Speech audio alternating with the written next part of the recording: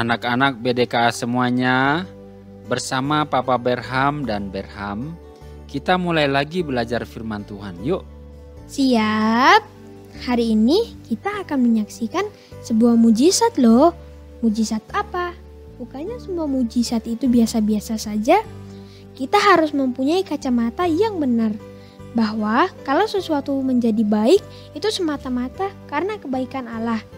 Tapi sesuatu yang buruk itu adalah sifat alamiah manusia. Jadi hanya anugerah Allah yang sanggup membuat perdamaian di antara anak-anak Yakub.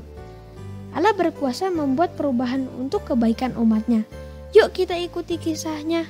Konsentrasi ya. Mari anak-anak semua kita berdoa. Bapa dalam sorga, kami bersyukur kalau kami boleh menikmati satu bentuk penyertaan Tuhan dalam hidup kami. Ketika kami ada dalam kesusahan, Tuhan tidak pernah membiarkan kami sendiri. Tapi Tuhan terus menyertai kami dan memberikan jalan keluar bagi kami.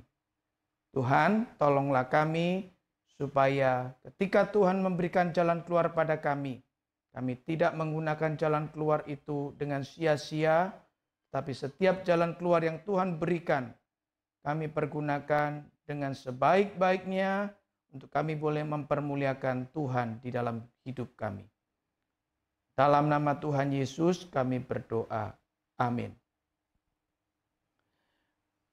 Anak-anak sekalian, ketika Yusuf mendengar kalimat-kalimat daripada Yehuda dengan alasan kalau sampai Benyamin tidak pulang ke Kanaan, maka ayahnya yang sudah ubanan akan segera mati.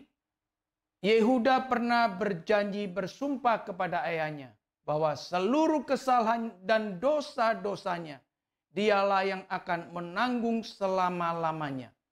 Maka ketika mendengar itu, hati Yusuf seperti tersayat-sayat dan dia tidak tahan lagi untuk segera menangis. Dan kalian tahu, Yusuf berseru serta menghadap kepada orang-orang pegawainya itu. Dan mereka diminta untuk segera keluar meninggalkan. Yang tinggal hanyalah Yusuf dan saudara-saudaranya. Maka ketika orang-orang itu semua sudah meninggalkan rumah Yusuf, Yusuf menangis sekeras-kerasnya. Dan setelah itu Yusuf coba meredahkan diri. Tetapi dengan sedikit agak sesenggukan Yusuf mengatakan kepada saudara-saudaranya, "Akulah Yusuf." Tapi tak ada satupun saudaranya yang berani mendekat. Tambah mereka ketakutan. Tetapi Yusuf meyakinkan kembali dengan mengatakan, "Akulah Yusuf. Mendekatlah, mendekatlah." Dan mulai saudara-saudaranya itu memberanikan diri untuk mendekatkan kepada Yusuf. Dan Yusuf mengatakan, "Janganlah sedih dan janganlah menyesali diri karena engkau menjual aku. Karena untuk kehidupanlah Allah memerintahkan aku mendahului kamu ke tempat ini." Bahkan sampai 3 kali Yusuf menegaskan kepada saudara-saudaranya bahwa Allah sendirilah yang menyuruh Yusuf untuk tiba di Mesir lebih dahulu. Supaya bisa memeliharakan daripada keluarga besar Yakub. Dan supaya keluarga Yakub ini tidak menjadi jatuh miskin. Segera setelah itu Yusuf mengatakan, "Segeralah nanti katakan kepada ayah atau kepada bapak supaya bapak mau pindah ke Mesir karena masih ada 5 tahun kelaparan yang bakal terjadi." Anak-anak sekalian, kalau kita melihat dari perkataan ini, betapa luar biasanya Tuhan memakai daripada Yusuf. Yusuf yang selama ini tidak pernah punya pendidikan yang tinggi. Yusuf yang hanya merupakan orang yang pernah menjadi budak Potifar. pernah dipenjarakan, tetapi dipercayakan oleh Tuhan untuk mengatur Mesir yang begitu besar dengan hikmat yang dari Allah, dengan roh Allah yang ada di dalam dirinya, dengan roh Kristus yang ada di dalam dirinya. Yusuf mampu mengatur Mesir dengan baik sehingga Mesir tidak mengalami kelaparan, dan itu diucapkan kepada saudara-saudaranya supaya mengajak ayahnya untuk segera pindah ke Mesir.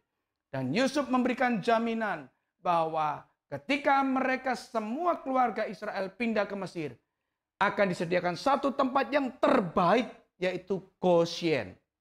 Nah, ketika semua itu sudah diucapkan, mereka menjadi orang yang mulai bisa merasa bahagia. Dan Yusuf mulai memeluk daripada Benyamin yang pertama sebagai saudara sekandungnya. Dipeluknya leher Benyamin dan menangislah Yusuf. Demikian juga dengan Benyamin. Dan tak lama kemudian Yusuf memeluk satu demi satu saudara-saudaranya. Anak-anak sekalian, kalau kita melihat Yusuf ini adalah satu pribadi yang luar biasa Tuhan pakai untuk menjadi orang yang bisa mengampuni saudara-saudaranya yang pernah mencelakakan dia. Sekaligus melihat dalam hal ini saudara-saudaranya pun boleh mengakui setiap kesalahannya. Anak-anak sekalian, Yusuf merupakan satu gambaran untuk Kristus yang akan datang.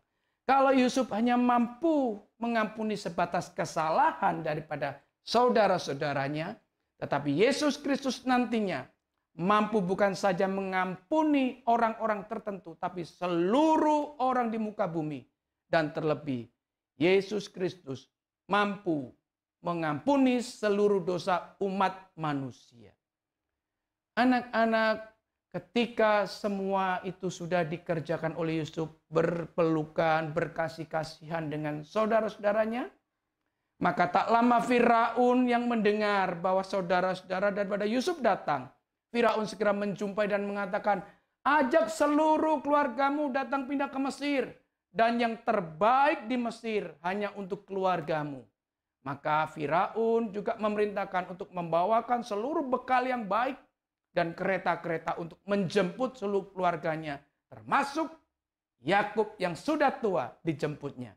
Maka perjalanan segera sampai ke Kanaan, dan anak-anaknya menceritakan bahwa Yusuf masih hidup, Yusuf menjadi penguasa di Mesir, Yusuf yang mengatur semua Mesir.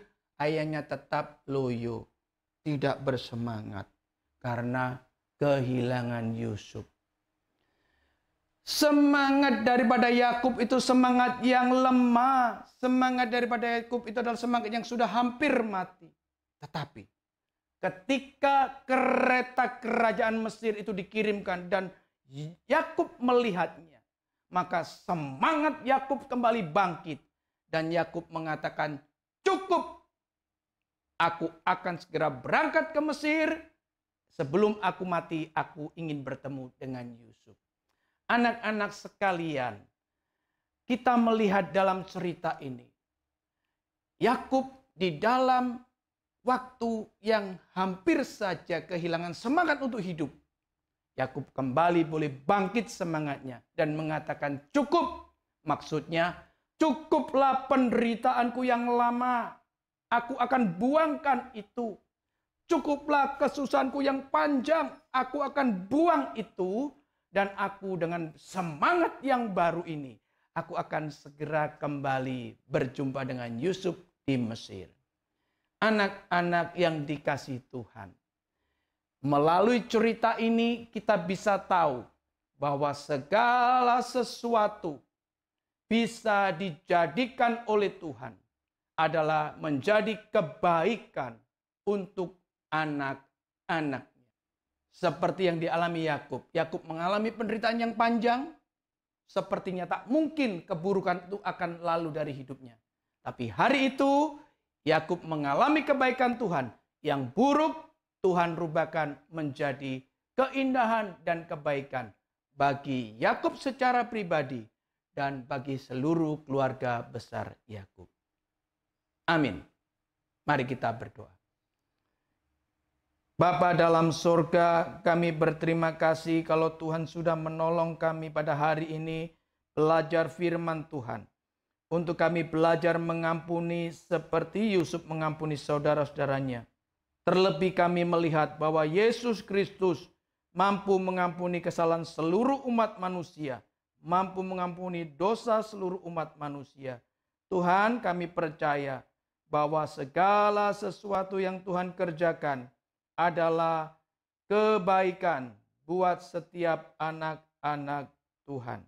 Terima kasih untuk berkat firman-Mu hari ini. Dalam nama Tuhan Yesus kami berdoa. Amin. Terima kasih kepada Tuhan, sumber semua berkat yang membawa kita pada pengenalan atas Roh Kudus yang sanggup menahan segala kejahatan, bahkan mengubah kejahatan itu menjadi kebaikan. Hal ini terjadi karena Roh itu memenuhi kita, sehingga kita dapat hidup bersama-sama dalam damai dan bersatu dengan orang yang sudah disucikan di tengah dunia yang berdosa ini. Bagaimana mungkin ya? Bagi yang ingin mendapatkan lebih, silahkan baca terus dari Kejadian pasal 46 ayat 1-34. Sampai jumpa.